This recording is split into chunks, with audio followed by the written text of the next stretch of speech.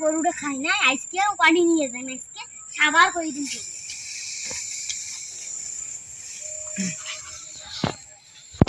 প্রত্যেকদিন হলে কায় কাটি নিয়ে যায় খালি ধরবে মানুষ কখনো বেড়া বান্দি ডাঙায় বলে কাজ স্যান্ডেল রে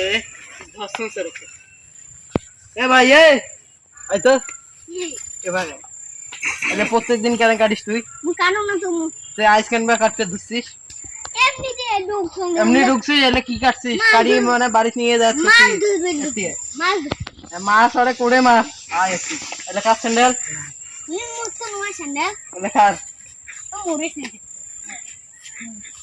এলা তো বলে এলে তো স্যান্ডেল মাই আলাই কই এলা শুন তুই এলে প্রত্যেকদিন কাটি নিয়ে গেছিস দেখ তো কি করছিস এলে ধান হইবে এখন তুই এলের মোর ক্ষতিপূরণ দে কাইছে নুকেছিস শালা তুই কাইছে নুকেছিস আয় আজ তো পুলিশের হাতে তুলে দিন থামিস ফোন করো থাম কি হয়েছে আল্লাহ মানে কি হয়েছে না ভাই এলে কাটিটা দিয়ে একটা করছে এই পাকে ভাল এই পাকে থুইছে কাটছে এই পাকে ফির কাটছে থুইছে ও দেখেন না ওদিকে কোনো কাটছে মানুষ ছেলে কি কইবে আচ্ছা মানুষ কইবে আমরা পাগলা সব আমি বুঝছি আপনি যা বলেন এই দেখো মানে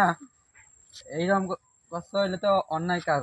আর এবারকে আমাদের ক্ষমা করে দাও না হলে ক্ষমাটা করে দিবে বাহানে পুলিশকে ফোন করি থামেন থামো